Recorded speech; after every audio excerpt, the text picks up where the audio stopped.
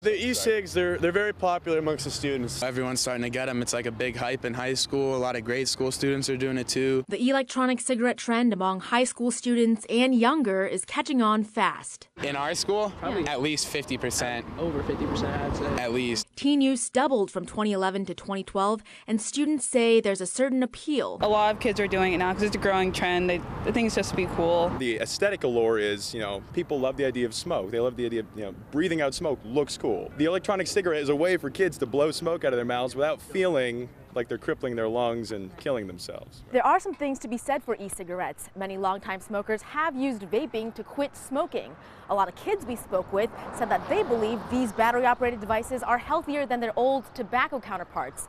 Doctors say that might be true, but there still is cause for concern with this product. It probably is somewhat safer than a regular cigarette because a cigarette right now has, thousands of chemicals, 70 of which we know cause cancer. We've only found a few so far in these cigarettes, but we haven't been able to adequately study them. But there's a rising number of kids not previously addicted to nicotine now using e-cigs. It worries me as a parent and as a physician because the issue really with this comes down to addiction. Addiction to any substance is never a good thing. The industry is also unregulated, with no quality control required for the chemicals that are vaporized and then inhaled. At the present time, the FDA does not have the authority to regulate e-cigarettes, and some have characterized it, frankly, as the wild, wild west. Anything in your lungs other than air is usually bad.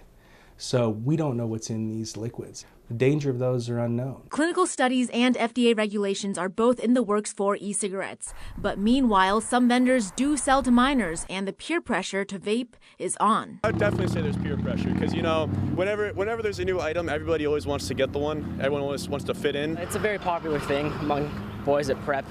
I see them all the time after school, sometimes even in the bathrooms. Kids do it in class, like when the teacher's not looking. And I would say just about any school has them, and there's going to be a high number of students using them. School administrations have started to take notice. It's a very kind of furtive device. There's no smoke per se. There's no true odor. There was just suspicion that it might be infiltrating students. Mercyhurst Prep added rules banning e-cigs on school grounds last month, and students view the crackdown as a good thing. The faculty basically needs to show us students that you need to do things more correctly and things that are more healthy for yourself. Legislation that would ban e-cig sales to minors is pending in Pennsylvania, though it could be a year before FDA regulations are in place for e-cigarettes.